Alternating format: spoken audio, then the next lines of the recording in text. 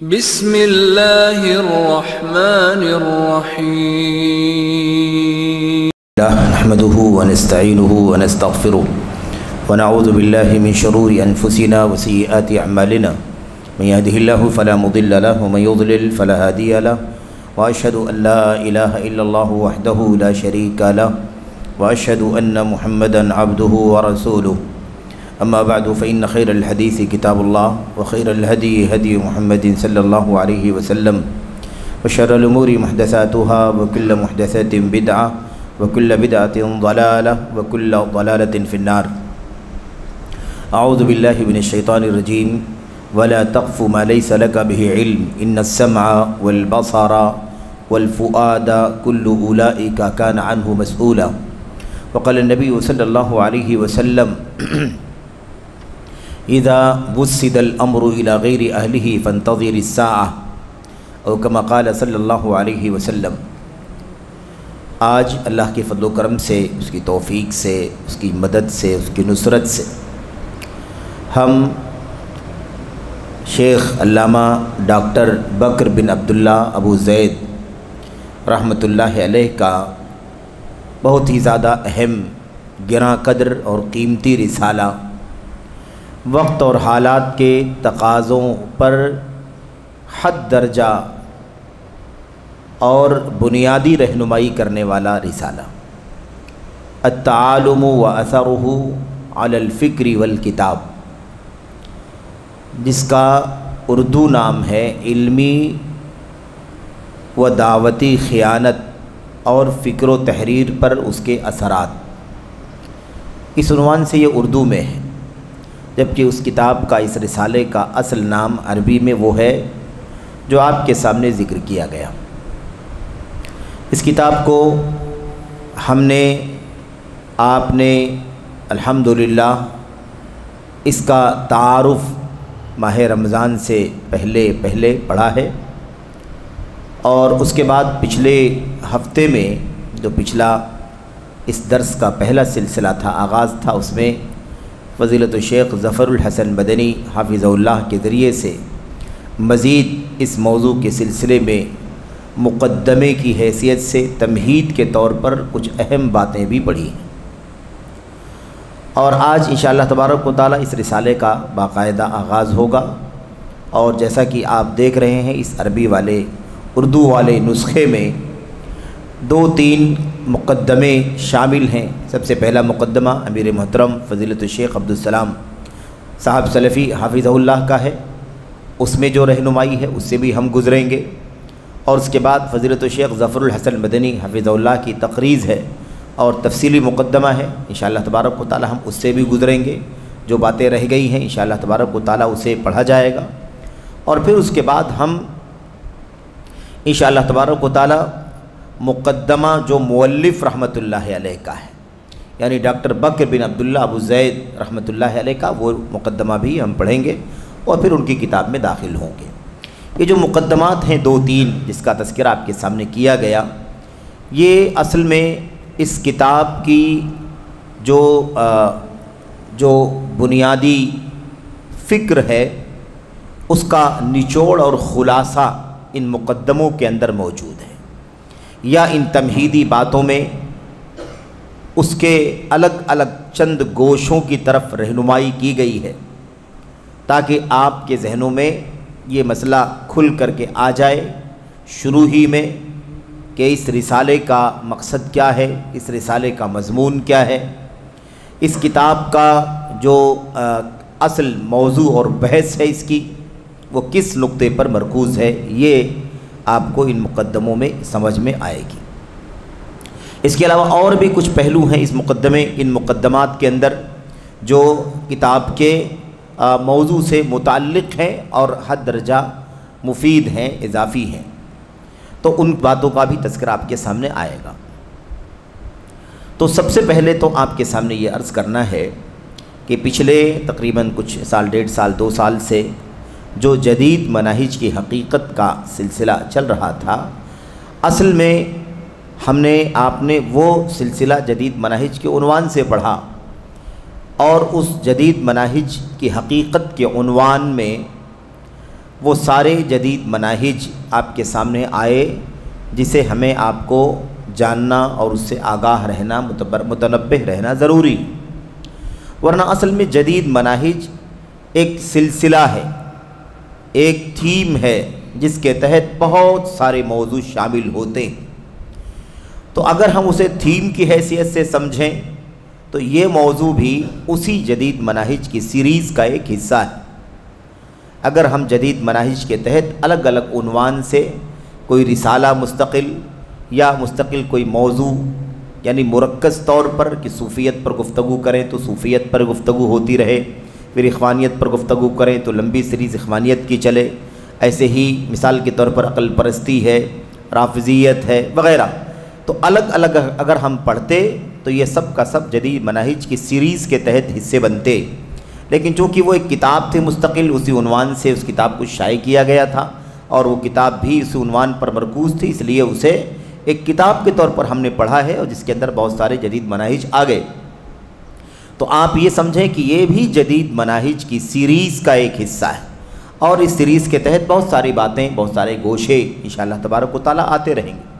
اب یہ موضوع جو ہمارے سامنے ہے تعالم کا، تعالم یعنی علم کے دعوے کا، علم نہ ہو لیکن علم کا دعویٰ کرے، علم نہ ہو لیکن علم ظاہر کرے، بتکلف اپنے آپ کو علم والا ثابت کرنا، یہ بھی جدید مناہج کی سیریز کا ایک حصہ ہے، ایک شق ہے اس کا ایک گوشہ ہے جسے ہم اور آپ ایک مستقل رسالے کی شکل میں پڑھ رہے ہیں۔ اور ایسے ہی جتنے بھی سلفی منہج سے الگ نئے مناہج، نئے راستے جتنے بھی ہیں وہ سب کے سب جدید مناہج کی سیریز کا حصہ ہیں۔ تو یہ بھی ہمارے سامنے یہ رسالہ ہے، اور جیسا کہ آپ کے سامنے اس کتاب کا، اس رسالے کا تعارف ہو چکا ہے، یہ رسالہ مختصر ہے لیکن اپنے مضمون کے اعتبار سے بہت ہی زیادہ جامع ہے، بہت ہی زیادہ مدلل ہے، قیمتی ہے، شواہد ہیں، حوالے ہیں اور استدلال ہیں، عملی شواہد اور نمونے ہیں۔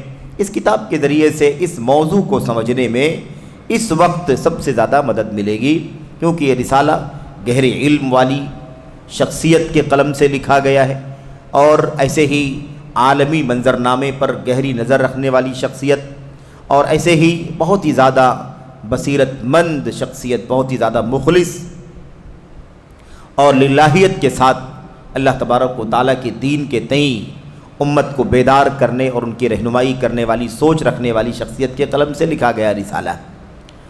تو ابھی چونکہ اس موضوع پر ہم براہ راست داخل ہو چکے ہیں پچھلے کئی دروس سے، اس لیے علامہ ڈاکٹر بکر بن عبداللہ ابو زید رحمۃ اللہ علیہ کی سیرت پر کوئی لمبی گفتگو نہیں کرنی ہے، انشاءاللہ پھر آگے کوئی موقع آئے گا تو ایک مستقل طور پر ان کی زندگی کے سلسلے میں گفتگو کی جائے گی۔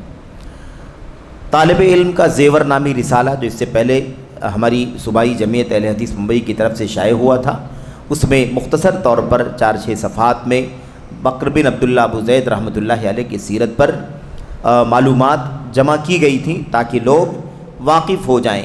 چونکہ وہ پہلا رسالہ تھا شیخ کا، اس لیے اس میں ان کی سیرت تو شامل کر دی گئی، اور آگے اب یہ رسالہ ان کا دوسرا رسالہ ہے جو صوبائی جمعیت سے شائع ہوا، تو ان کی سیرت کو اس میں شامل نہیں کیا گیا کیونکہ پہلے رسالے میں ان کی زندگی کے بارے میں معلومات آ چکی ہیں۔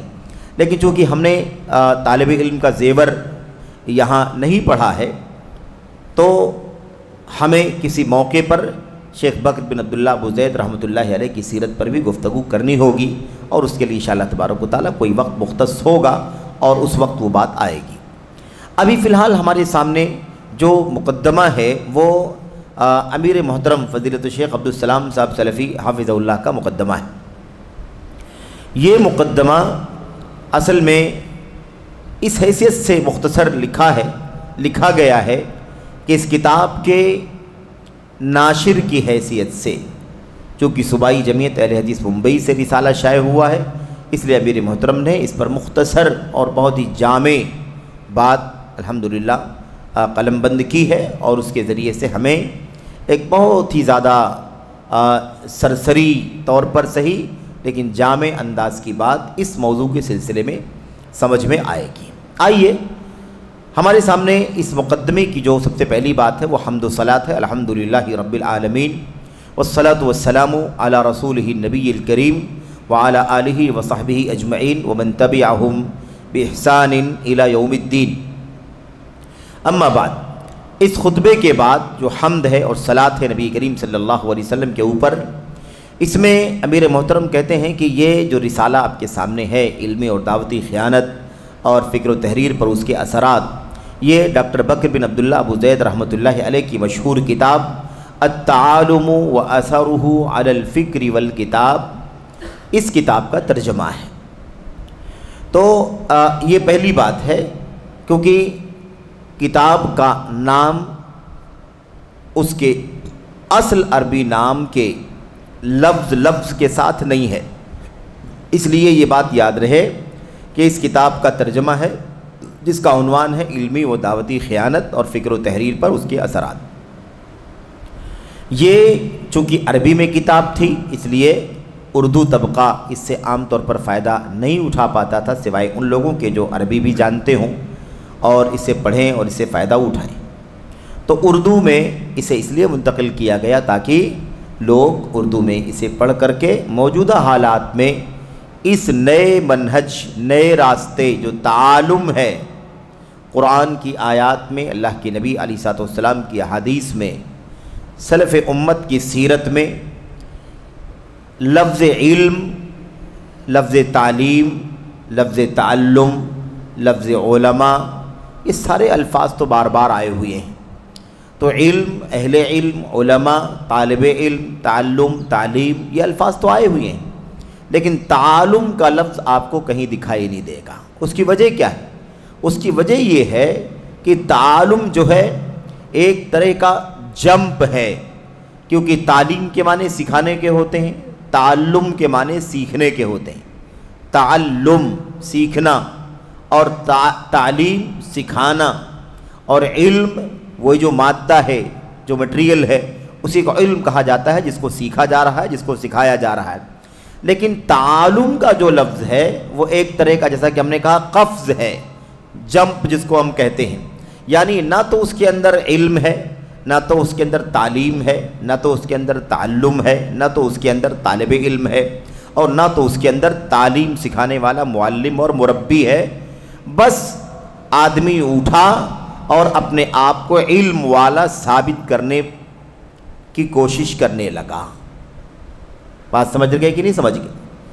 تعلم کا معنی یہ ہے، نہ اس کے اندر سیکھنے والا، نہ سکھانے والا، نہ علم، نہ تعلیم ہے، نہ اس کے اندر استاد ہے، نہ اس کے اندر شاگردی ہے۔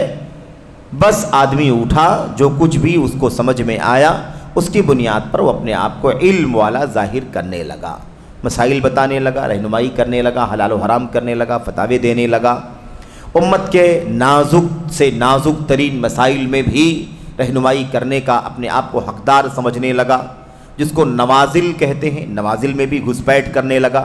تو اس طرح سے یہ فتنہ امت کے اندر آیا۔ اس سلسلے میں مستقل رسالے تو آپ کو نہیں ملیں گے، لیکن اس مضمون کو اگر آپ تلاش کریں تو آپ کو سلف امت کی کتابوں میں جا بجا ملیں گے۔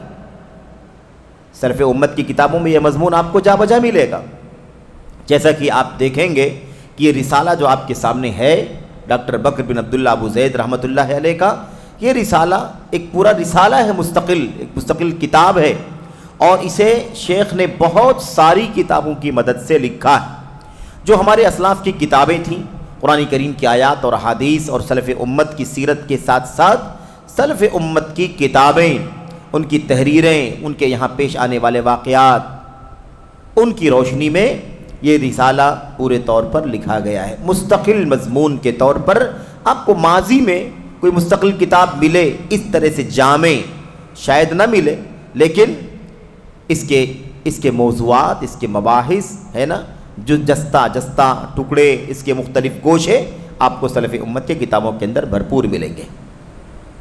خیر، تو یہ کتاب الحمدللہ اسی پس منظر میں لکھی گئی ہے۔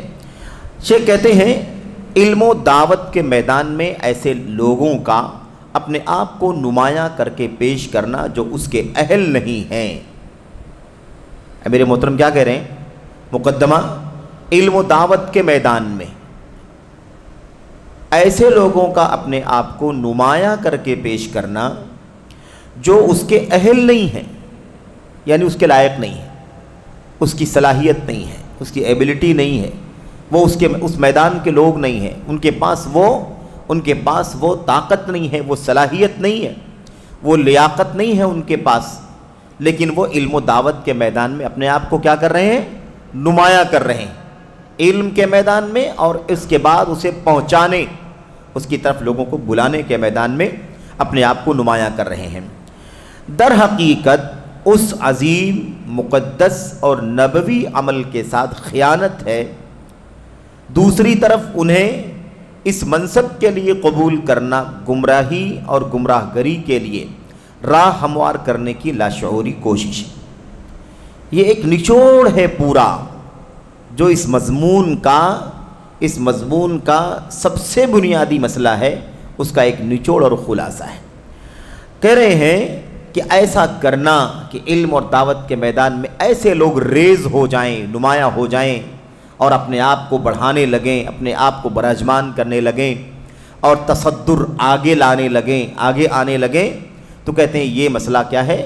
اصل میں نبی کریم صلی اللہ علیہ وسلم کا جو منصب تھا، منصب علم اور منصب دعوت، بغیر اہلیت کی یہ کام کرنا اس منصب کی خیانت ہے۔ علم امانت ہے کہ نہیں امانت ہے؟ اور یہ امانت اللہ کے نبی علیہ الصلوۃ والسلام کے ذریعے سے امت کو حاصل ہوئی ہے، اور امت کے علماء اس کے سب سے زیادہ اہل ہیں۔ نبی کریم صلی اللہ علیہ وسلم نے امت کے علماء کو نبی کریم صلی اللہ علیہ وسلم کے علم کے وارثین میں سے ٹھہرایا، وارثین انبیاء علیہ الصلوۃ والسلام کہا گیا۔ تو علم وراثت ہے، علم امانت ہے، اور اہل علم اس علم کے وارثین ہیں، اور اہل علم اس حاصل ہونے والے علم کے امین ہیں۔ یہ امانت ان کے پاس موجود ہے۔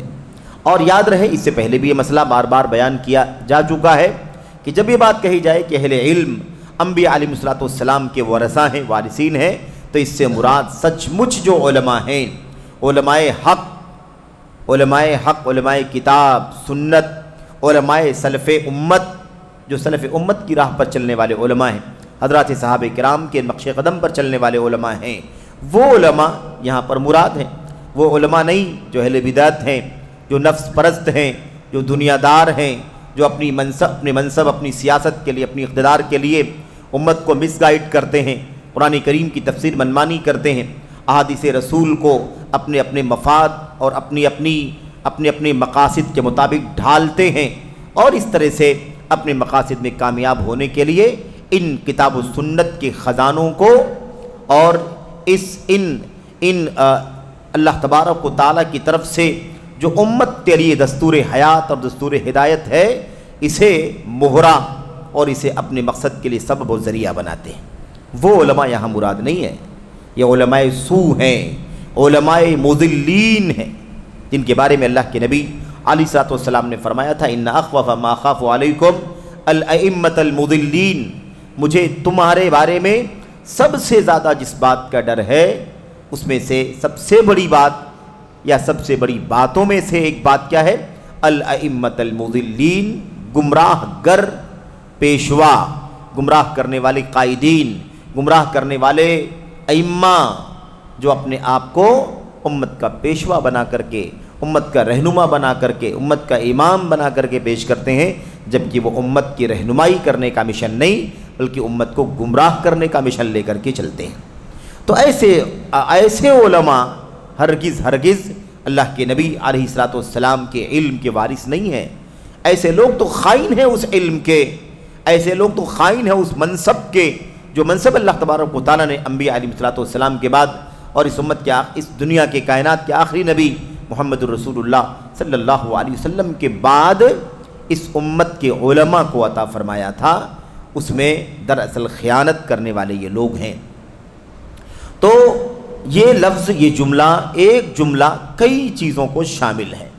سب سے پہلی بات تو یہ ہے کہ نبوی عمل کے ساتھ خیانت مقدس کام ہے، علم مقدس ہے، تعلیم تعلم مقدس ہے، دعوت دینا مقدس ہے، اللہ تبارک و تعالیٰ کے ہاں جواب دہی کا کام ہے، اللہ تبارک و تعالیٰ کے یہاں میرے بھائیوں مسئولیت کا کام ہے، اس کے اندر خیانت ہے ایسا کرنا کہ ایک آدمی اہل نہیں ہے علم کا، علم والا نہیں ہے، علم کی اہلیت اور صلاحیت اور لیاقت اس کے اندر نہیں پائی جاتی، اور وہ اپنے آپ کو براجمان کرتا ہے، اپنے آپ کو آگے لاتا ہے، اپنے آپ کو نمایاں کرتا ہے، اپنے آپ کو پریزنٹ کر کے اس منصب پر فائز ہونے کی کوشش کرتا ہے۔ تو اس لیے یہ دراصل اس منصب کی خیانت ہے جو منصب اللہ تبارک و تعالیٰ نے سچ مچ علم والوں کو عطا فرمایا ہے۔ نبی کریم صلی اللہ علیہ وسلم کی وراثت کے طور پر یہ منصب انہیں ملا۔ دوسری طرف اب یہ تو بات ہو گئی ان کا نااہلوں کا آگے آنا، نااہلوں کا علم اور دعوت کے میدان میں اپنے آپ کو نمایاں کرنا، یہ خیانت ہے۔ اب اگر ایسا کچھ لوگ کر رہے ہیں تو ایسے لوگوں کو بڑھاوا دینے والے، ایسے لوگوں کو اپنا امام، اپنا پیشوا، اپنا عالم، اپنا مربی، اپنا رہنما سمجھنے والے اس خیانت میں ان کی مدد کرنے والے، اس لیے دوسری طرف انہیں اس منصب کے لیے قبول کرنا، اس منصب کے لیے قبول کرنا، بھئی وہ منصب ان کا نہیں ہے تو آپ بیجا اس منصب کا اہل سمجھ رہے ہیں، اس منصب کے لیے کیوں قبول کیا جائے، کیوں قبول کیا جائے؟ اور آئے گی ساری تفصیلات انشاءاللہ تبارک و تعالیٰ کہ کون کون لوگ تھے، کب کب کس کس دور میں اور کیسے کیسے نااہل تھے، اور انہوں نے اپنے آپ کو نمایاں کر کے امت کو گمراہ کرنے کا کام کیا۔ امت کو کبھی بھی سچے علماء سے نقصان نہیں پہنچ سکتا، سچے علماء سے کبھی امت کو نقصان نہیں پہنچ۔ سچے علماء اس امت کے میرے بھائیوں مہو انجم ہیں، اس امت کے آفتاب و ماہتاب ہیں، اس امت کے ستارے ہیں۔ جیسے ستاروں سے، سورج سے، ماہتاب یعنی چاند سے امت فائدہ اٹھاتی ہے، روشنی حاصل کرتی ہے، ایسے ہی اس امت کے سچے علماء سے اس امت کے لوگ، اس کے عوام خواص فائدہ اٹھاتے ہیں۔ اور جب کچھ سمجھ میں نہ آئے، ظلمتیں ہوں عقیدہ و فکر میں، عمل اور سلوک میں، تو یہ روشنی کا کام کرتے ہیں، یہ مقام ہے ان کا۔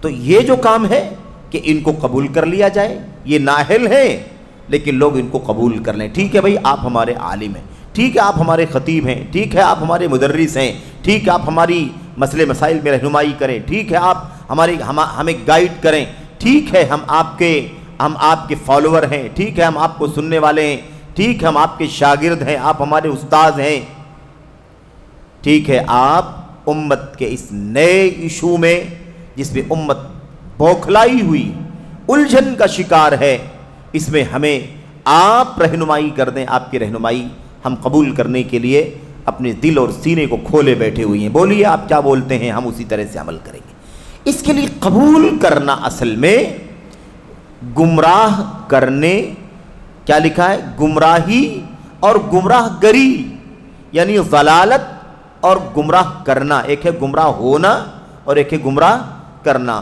تو ضلالت اور اضلال، تضلیل، دونوں کیا ہے؟ اس کا میرے بھائیو راستہ کھولنا ہے، اس کا راستہ کھولنا۔ ایک نااہل کو آپ نے اسٹیج دے دیا، ایک نااہل کو آپ نے منصب دے دیا، ایک نااہل کو آپ نے خطیب بنا لیا، ایک نااہل کو آپ نے مدرس بنا لیا، ایک نااہل کو آپ عقیدہ سیکھنے کے لیے آپ اس سے رجوع کریں، ایک نااہل کو آپ جو ہے مسئلے مسائل حلال و حرام جاننے کے لیے رجوع کریں، ایک نااہل کو آپ اپنا خطیب اور اپنا کہہ لیجئے مسائل کی رہنمائی کرنے والا خاص طور پر بنا لیا آپ نے۔ اس کا مطلب یہ ہے کہ آپ نے گمراہی اور گمراہ کرنے کا راستہ کھول دیا۔ اگر نااہلوں کو قبول نہ کیا جائے تو یہ کبھی بھی اپنے مقصد میں کامیاب نہیں ہو سکیں گے۔ یہ بہت بنیادی مسئلہ ہے، اور آئے گی بات آگے مزید۔ تو یہ بات کہہ رہے ہیں کہ لاشعوری کوشش ہے، یعنی ان کو اندازہ نہیں ہے، ابھی ان کو معلوم نہیں ہے، ان کو سمجھ میں نہیں آ رہا ہے کہ اس سے گمراہی کھلی گئی، اسے گمراہ کرنے کا معاملہ چل پڑے گا، نہیں پتہ ہے، بس سکھا رہا ہے، اچھی بات بولتا ہے، دین کی بات تو ہے، دلیل سے بات کرتا ہے، قرآن پڑھتا ہے، سنت پڑھتا ہے۔ میرے بھائیو اس طرح کی باتیں کر کے ہم کسی کو وہ منصب دے دیں جو منصب نبوت کا تھا اور نبوت کے بعد اب اہل علم کو منتقل ہوا ہے، جو اہل ہوں اس منصب کے، جو نااہل ہوں انہیں یہ منصب دینا دراصل اس کے ساتھ خیانت بھی ہے، اور ایسا کرنے والے خائن ہیں، اور ایسا کرنے والوں کی مدد کرنے والے، ان کو قبول کرنے والے، مان لینے والے، تسلیم کر لینے والے دراصل گمراہی اور گمراہ گری کا دروازہ کھولنے کی لاشعوری کوشش کرنے والے ہیں۔ قرآن کریم کے بارے میں، قرآن کریم کی آیت کریمہ یہاں پر اللہ تبارک و تعالیٰ کی بہت ہی بنیادی یعنی اصول کی حیثیت رکھنے والی آیت کریمہ، اللہ فرماتا لا تقف ولا تقف ما لیس لک بہ علم، آپ کو جس بات کا علم نہ ہو آپ اس کی پیچھے پڑے ہی نہیں۔ اندازہ لگائیں کس کو کہا جا رہا ہے؟ یہ اللہ تبارک و تعالیٰ کس سے کہہ رہا ہے؟ قرآن جس کے سینے پر اترا، جس کے دل پر صاحب قرآن نبی کریم صلی اللہ علیہ وسلم ہے، آپ کو اللہ تبارک و تعالیٰ فرما رہا ہے وَلَا تَقْفُ مَا لَيْسَ لَكَ بِهِ علم، نبی کریم صلی اللہ علیہ وسلم آپ کسی ایسے مسئلے میں نہ پڑیں جس کا آپ کو علم نہ ہو۔ علم کسی مسئلے میں اگر آپ کو نہیں ہے تو آپ کو اس میں پڑھنا ہی نہیں ہے، اس کی ٹوہ میں جانا ہی نہیں ہے۔ اللہ کے نبی علیہ السلام کو یہ بات کہی جا رہی ہے، نبی بھی بغیر علم وحی کے کوئی بات دین میں نہیں کرے گا۔ اور پھر آگے جواب دہی کا احساس دلایا گیا، کس کو؟ ہم کو آپ کو نہیں، ہم کو آپ کو بعد میں، پہلے اللہ کے نبی محمد رسول اللہ صلی اللہ علیہ وسلم کو۔ آپ اگر جس مسئلے میں آپ کو علم نہ ہو، اگر آپ اس میں پڑ گئے تو یہ خطرناک ہے۔ ان السمع والبصر والفؤاد کل اولئک کان عنہ مسئولا، یاد رکھیں آپ کی سماعت کے بارے میں اللہ پوچھے گا آپ سے۔ آپ نے جو سنا ہے آپ کو اس کے بارے میں علم نہیں، اللہ تعالیٰ آپ سے پوچھے گا۔ جو کچھ آپ نے دیکھا ہے آپ کو علم نہیں ہے، آپ نے کیوں دیکھا، اللہ تعالیٰ آپ سے اس بارے میں پوچھے گا۔ والفؤاد، دل، آپ نے کیا سوچ لیا، کیا نظریہ قائم کر لیا، اللہ تبارک و تعالیٰ آپ سے اس بارے میں پوچھے گا۔ حیرت ہے، ایک آیت کریمہ کافی ہے اس مسئلے کو سمجھنے کے لیے۔ تو التعالم واثرہ علی الفکر والکتاب، اس کی بنیادی دلیلوں میں سے ایک دلیل کیا ہے؟ وَلَا تَقْفُ مَا لَيْسَ لَكَ بِهِ علم، اگر علم ہے تو پھر آپ عالم ہیں، اور علم نہیں ہے اور اگر آپ اس کام کے لیے آگے بڑھتے ہیں تو یہی تعالم ہے، یہی علمی اور دعوتی خیانت ہے جس پر گفتگو ہو رہی ہے۔ بات سمجھ گئے کہ نہیں سمجھ گئے؟ اصل میں یہی ہے، اور یہ احساس ہماری زندگی کو بدل دے گا کہ ہمیں اس مسئلے میں نہیں پڑھنا ہے، حلال ہے، حرام ہے، جائز ہے، ناجائز ہے، ایسا ہونا چاہیے، ایسا ہونا چاہیے، یہ کر لیں، یہ نہ کریں، کوئی بھی آپ کو پڑھنا ہی نہیں۔ جس کے بارے میں آپ کو علم ہے تو علی وجہ البصیرہ، علی وجہ العلم بولنا ہے، ورنہ آپ کو اس میں نہ زبان سے، نہ کان سے، نہ آنکھ سے، نہ دل سے، کسی بھی طرح سے آپ کا انوالومنٹ اس میں ہونا ہی نہیں چاہیے۔ ما عندی، میرے پاس علم نہیں، کیا کہتے ہیں مجھے نہیں معلوم، میں نہیں جانتا، جو اس کا اہل ہے اس سے آپ پوچھیں، پتہ لگائیں، رجوع کریں۔ پتہ ہے نا عبد الرحمن ابن ابو لیلہ رحمۃ اللہ علیہ، تابعین ہیں، مشہور تابعین میں سے، کیا کہتے ہیں؟ ادرکت 120 من اصحاب النبی صلی اللہ علیہ وسلم، 120 صحابہ کو میں نے پایا ہے، اللہ کے نبی صلی اللہ علیہ وسلم کے صحابہ میں سے میں نے 120 صحابہ کو پایا ہے، جب ان کے پاس کوئی مسئلہ پوچھنے کے لیے آتا تھا، فرماتے ہیں کیا؟ کہتے ہیں وَدَّ أَخَاهُ أَن يَكْفِيَهُ، تو ہر ساتھی 120 صحابہ میں سے ہر آدمی چاہتا تھا کہ کاش اس سوال کا جواب اس کا ساتھی دے دیتا، اس کا بھائی دے دیتا، وہ کافی ہو جاتا، میں بچ جاتا جواب دینے سے، میں بچ جاتا، مجھے جواب نہ دینا پڑتا۔ اور اس کے بعد اسی لیے وہ کہتا کہ آپ فلاں سے پوچھ لیں، میں جواب نہیں دوں گا، ابن مسعود ہیں ان سے پوچھو، ان کے پاس جاتا، وہ کہتے میں کیسے جواب دوں، ابن عمر ہیں آگے ان سے پوچھ لوں، وہ کہتے میں کیسے جواب دوں، آگے دوسرے صحابی، تیسرے ہیں، معاذ بن جبل ہیں، فلاں ہیں، ان سے پوچھو۔ مجھے ڈر لگتی ہے، مجھے جواب دینے میں چاہتا ہوں کہ میں اس مسئولیت سے، اس ذمہ داری سے بچ جاؤں۔ تو کون سی چیز تھی ان صحابہ کے ہاں؟ جن صحابہ 120 کو جن کو عبد الرحمن بن ابو لیلہ نے پایا اور ان کے ساتھ ہونے والے واقعے کو انہوں نے ہمیں کوٹ کر کے بتایا. ان صحابہ کے ہاں کیا چیز تھی؟ یہی مسئولیت جو اللہ نے کیا فرمایا، وَلَا تَقْفُ مَا لَيْسَ لَكَ بِهِ عِلْمٌ إِنَّ السَّمْعَ وَالْبَصَرَ وَالْفُؤَادَ كُلُّ أُولَئِكَ كَانَ عَنْهُ مَسْئُولًا. زبان کھولیں حساب ہوگا، زبان کھولیں گے تو حساب ہوگا، پوچھا جائے گا. سن لیں گے مسئلہ، جواب دینا پڑے گا. دیکھ لیں گے، آنکھوں سے بھی علم حاصل کیا جاتا ہے، جواب دینا پڑے گا. اللہ تبارک و تعالیٰ کے ہاں مسئولیت، جواب دہی کا احساس یہ انہیں اس بات پر مجبور کرتا تھا جبکہ وہ علم کے پہاڑ تھے، جبال. اس سے بڑے علماء دنیا میں کہاں پیدا ہوئے؟ اللہ کی نبی علیہ الصلوۃ والسلام کے بعد، انبیاء علیہ الصلوۃ والسلام کے بعد پوری دنیا میں ان صحابہ سے اونچے مقام کا کون ہے بھلا؟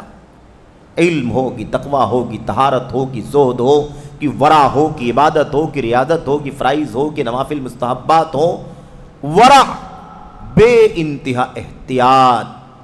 زبان نہیں کھولنا خطرہ ہے. انہیں یہ احساس ذمہ داری تھی، انہیں مسئولیت، پوچھ تاچھ کا خوف. زبان کھولیں گے تو پوچھے جائیں گے. اللہ اکبر. 120 صحابہ، 120 صحابہ. امت کو کھنگال کر کے دیکھو، آج اس دور کے 120 علماء اس پائے کہ آپ کو ادنا پائے کی بھی کوئی نہیں ملیں گے. لیکن ان کی حالت کیا تھی؟ وَدَّا أَخَاهُ أَن يَكْفِيَهُ. وہ چاہتا تھا کہ اس کا بھائی کافی ہو جائے اس کی طرف سے، مجھے جواب نہ دینا پڑے، اس کا بھائی دے دے.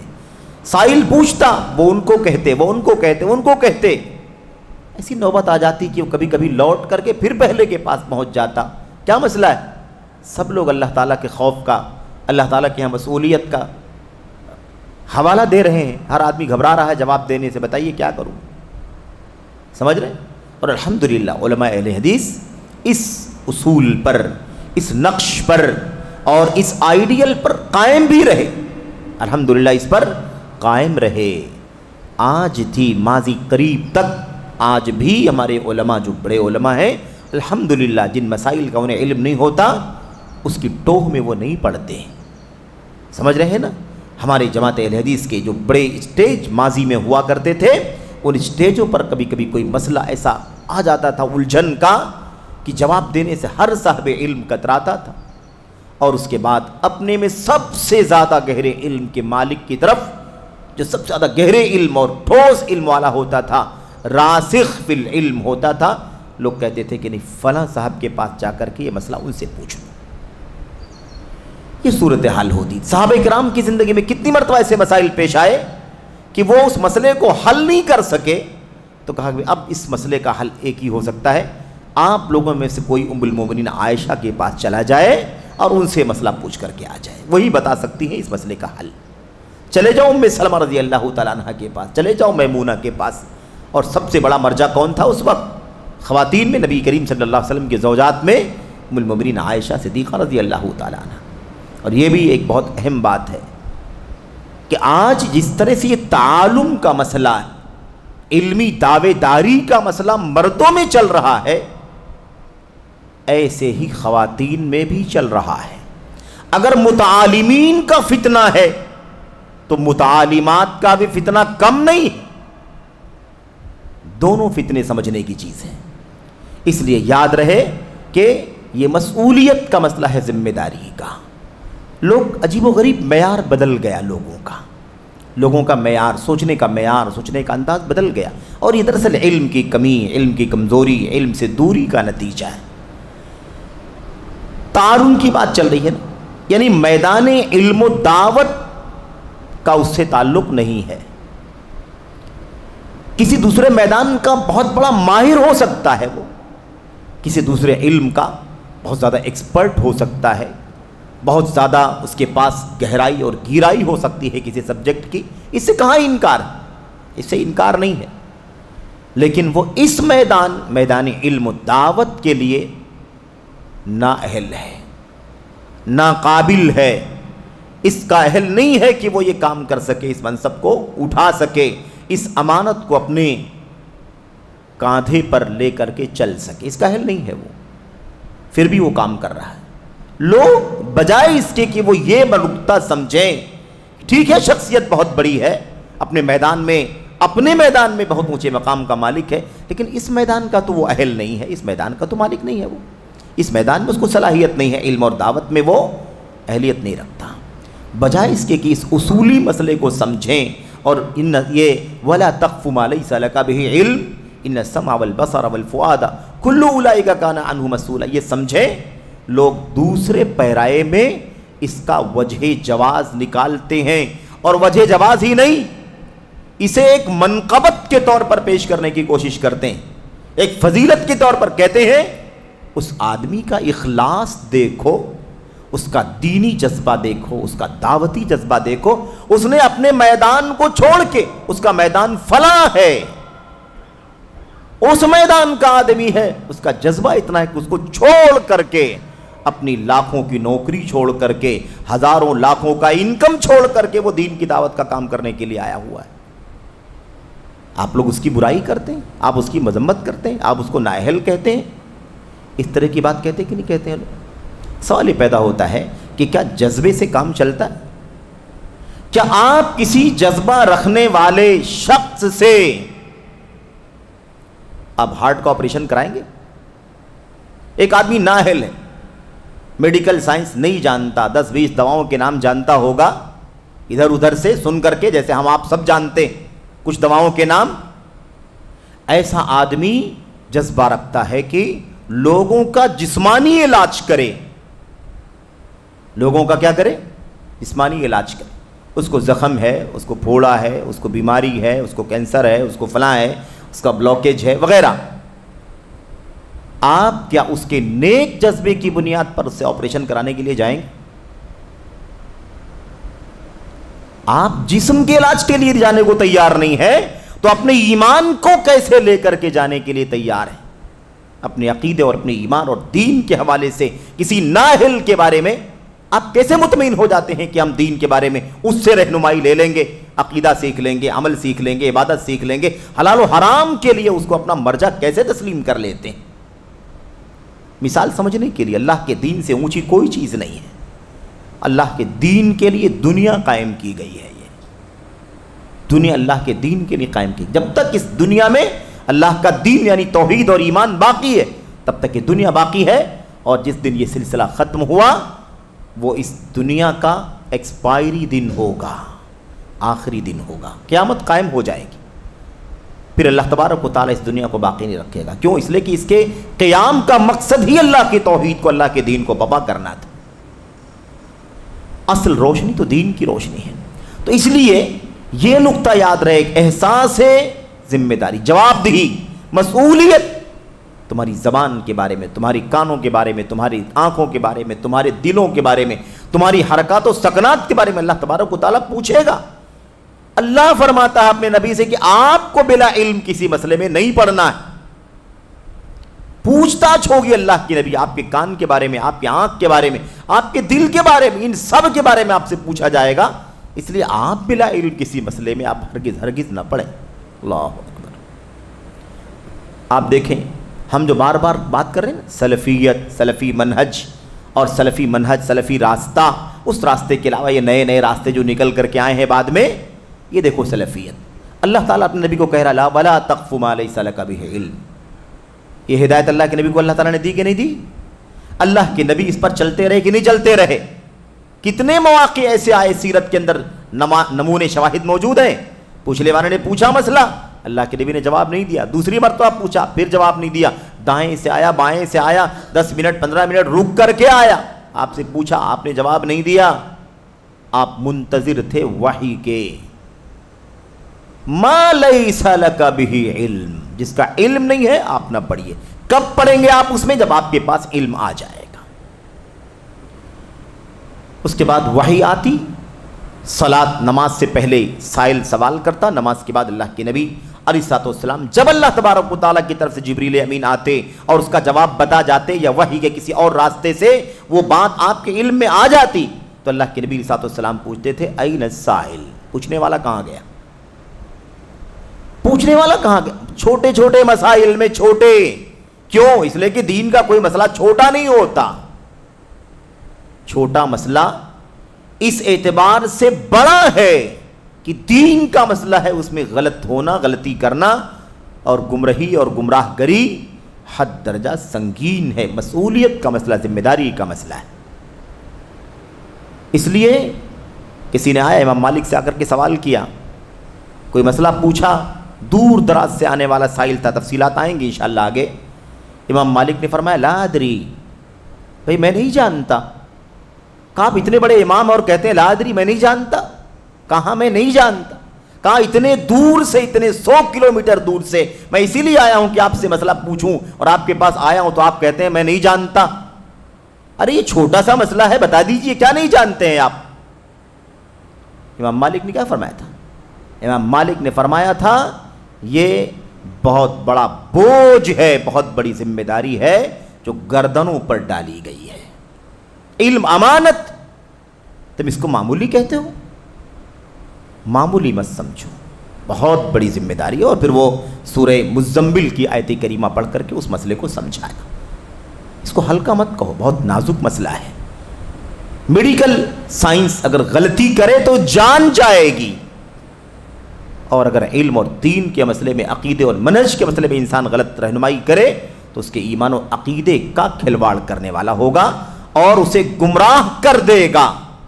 عبادت کے مسئلے میں، عقیدے کے مسئلے میں، سنت کے مسئلے میں اور امت کے جدید ایشوز اور جو مسائل ہیں، ان مسائل کے اندر مس گائیڈ کرنا اور حد درجہ خطرناک ہے. اس لیے یاد رہے موت اور زندگی دو طرح کی ہے.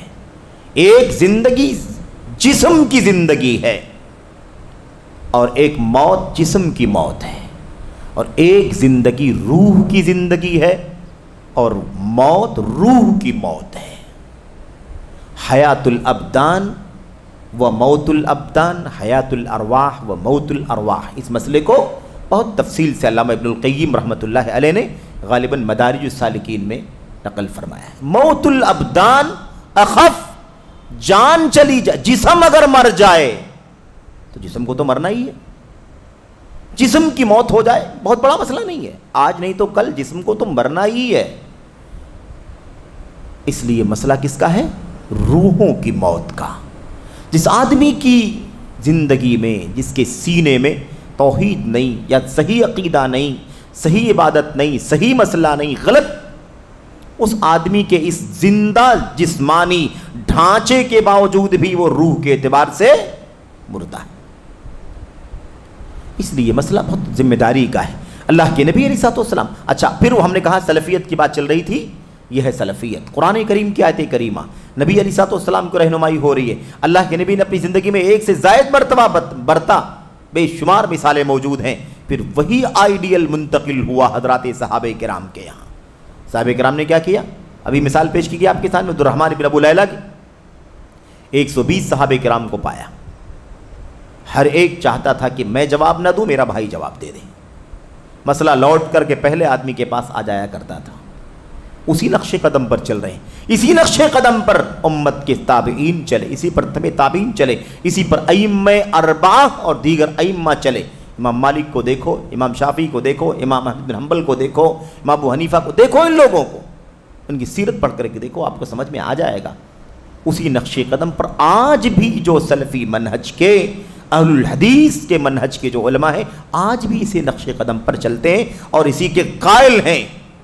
اس لیے یہ حوالے کہ وہ قربانی دے کر آیا ہے، وہ فلاں میدان کا ایکسپرٹ ہے، اس میدان میں اس کے پاس دنیا کا بڑا اسکوپ تھا، لیکن وہ اسے قربان کر کے، ذبح کر کے امت پر احسان کر رہا ہے. آپ اس کی برائی کیوں کر رہے ہیں؟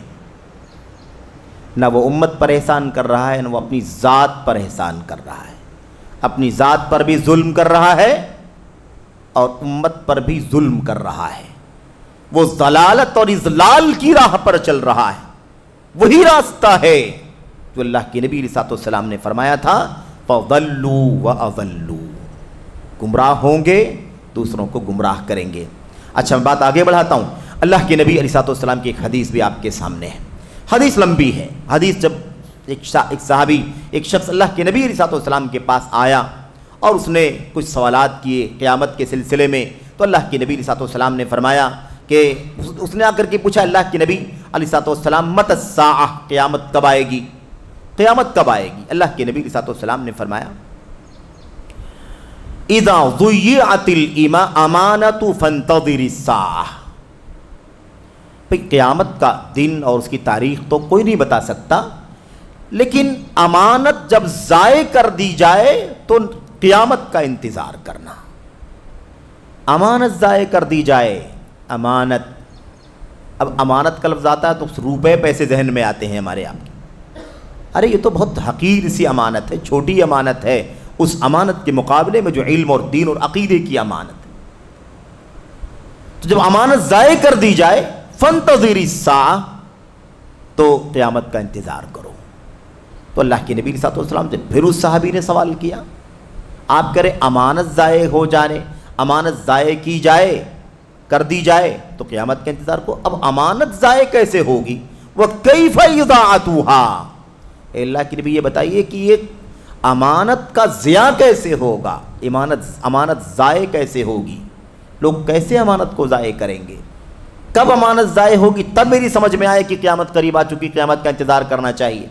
تب اللہ کے نبی نے یہ ٹکڑا جو آپ کے سامنے یہ جواب دیا تھا، اذا وسد الامر الى غیر اہلہ فانتظر الساعہ، جب معاملہ نااہلوں کے حوالے کر دیا جائے تو قیامت کا انتظار کرو۔ تو نااہلوں کے حوالے جب معاملہ کر دیا جائے تو سمجھ لو کہ امانت ضائع ہو رہی ہے۔ امانت کیا ہے؟ جو جس کا اہل ہے وہ کام کرے، جو جس کا اہل ہے، جو جس کے لائق ہے، جو جس کا میدان ہے، جو جس میں اپنی صلاحیت واقعی رکھتا ہے، اس سے وہ کام اگر ہو تو امانت داری ہے، اور وہ کام کوئی اور کرے جو اس کا اہل نہ ہو تو یہ خیانت ہے۔